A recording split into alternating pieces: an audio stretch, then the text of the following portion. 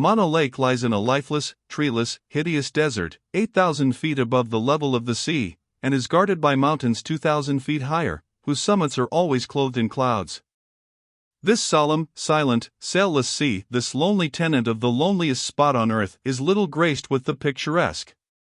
It is an unpretending expanse of grayish water, about 100 miles in circumference, with 2 islands in its center, mere upheavals of rent and scorched and blistered lava, snowed over with gray banks and drifts of pumice stone and ashes, the winding sheet of the dead volcano, whose vast crater the lake has seized upon and occupied. 265.jpg, 138K. The lake is 200 feet deep, and its sluggish waters are so strong with alkali that if you only dip the most hopelessly soiled garment into them once or twice, and wring it out, it will be found as clean as if it had been through the ablest of washerwomen's hands. While we camped there, our laundry work was easy. We tied the week's washing astern of our boat, and sailed a quarter of a mile, and the job was complete, all to the wringing out. If we threw the water on our heads and gave them a rub or so, the white lather would pile up 3 inches high. This water is not good for bruised places and abrasions of the skin. We had a valuable dog. He had raw places on him. He had more raw places on him than sound ones. He was the rawest dog I almost ever saw. He jumped overboard one day to get away from the flies. But it was bad judgment. In his condition, it would have been just as comfortable to jump into the fire. 266a.jpg, 44K.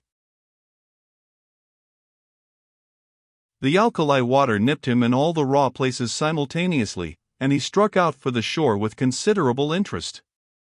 He yelped and barked and howled as he went, and by the time he got to the shore there was no bark to him, for he had barked the bark all out of his inside, and the alkali water had cleaned the bark all off his outside, and he probably wished he had never embarked in any such enterprise. He ran round and round in a circle, and pawed the earth and clawed the air, and threw double somersaults, sometimes backward and sometimes forward, in the most extraordinary manner. He was not a demonstrative dog, as a general thing, but rather of a grave and serious turn of mind, and I never saw him take so much interest in anything before. He finally struck out over the mountains, at a gait which we estimated at about 250 miles an hour, and he is going at. This was about 9 years ago. We look for what is left of him along here every day. 266b.jpg, 51K. A white man cannot drink the water of Mono Lake, for it is nearly pure lye. It is said that the Indians in the vicinity drink it sometimes, though. It is not improbable, for they are among the purest liars I ever saw. There will be no additional charge for this joke, except to parties requiring an explanation of it. This joke has received high commendation from some of the ablest minds of the age. There are no fish in Mono Lake, no frogs, no snakes, no polywigs, nothing, in fact, that goes to make life desirable. Millions of wild ducks and seagulls swim about the surface, but no living thing exists under the surface, except a white feathery sort of worm, 1/2 an inch long, which looks like a bit of white thread frayed out at the sides. If you dip up a gallon of water, you will get about 15,000 of these. They give to the water a sort of grayish-white appearance. Then there is a fly, which looks something like our house fly. These settle on the beach to eat the worms that wash ashore, and any time, you can see there a belt of flies an inch deep and 6 feet wide, and this belt extends clear around the lake, a belt of flies 100 miles long. If you throw a stone among them, they swarm up so thick that they look dense, like a cloud. You can hold them under water as long as you please, they do not mind it, they are only proud of it. When you let them go, they pop up to the surface as dry as a patent office report, and walk off as unconcernedly as if they had been educated especially with a view to affording instructive entertainment to man in that particular way. Providence leaves nothing to go by chance. All things have their uses and their part and proper place in nature's economy, the ducks eat the flies eat the worms, the Indians eat all three, the wild cats eat the Indians, the white folks eat the wild cats, and thus all things are lovely. Mono Lake is 100 miles in a straight line from the ocean, and between it and the ocean are one or two ranges of mountains, yet thousands of seagulls go there every season to lay their eggs and rear their young. One would as soon expect to find seagulls in Kansas. And in this connection, let us observe another instance of nature's wisdom.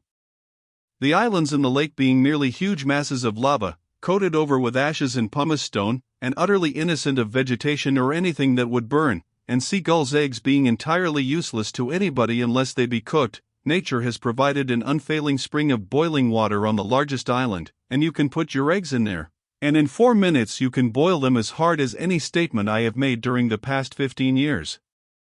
Within 10 feet of the boiling spring is a spring of pure cold water, sweet and wholesome. So, in that island you get your board and washing free of charge, and if nature had gone further and furnished a nice American hotel clerk who was crusty and disobliging, and didn't know anything about the timetables, or the railroad routes, or anything, and was proud of it, I would not wish for a more desirable boarding house. 268.jpg, 51K. Half a dozen little mountain brooks flow into Mono Lake, but not a stream of any kind flows out of it. It neither rises nor falls, apparently, and what it does with its surplus water is a dark and bloody mystery. There are only 2 seasons in the region round about Mono Lake, and these are the breaking up of one winter and the beginning of the next. More than once, in Esmeralda, I have seen a perfectly blistering morning open up with the thermometer at 90 degrees at 8 o'clock, and seen the snowfall 14 inches deep and that same identical thermometer go down to 44 degrees under shelter, before 9 o'clock at night. Under favorable circumstances it snows at least once in every single month in the year, in the little town of Mono.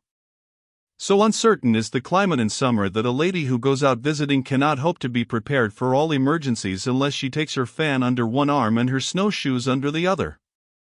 When they have a 4th of July procession it generally snows on them, and they do say that as a general thing when a man calls for a brandy toddy there, the barkeeper chops it off with a hatchet and wraps it up in a paper, like maple sugar.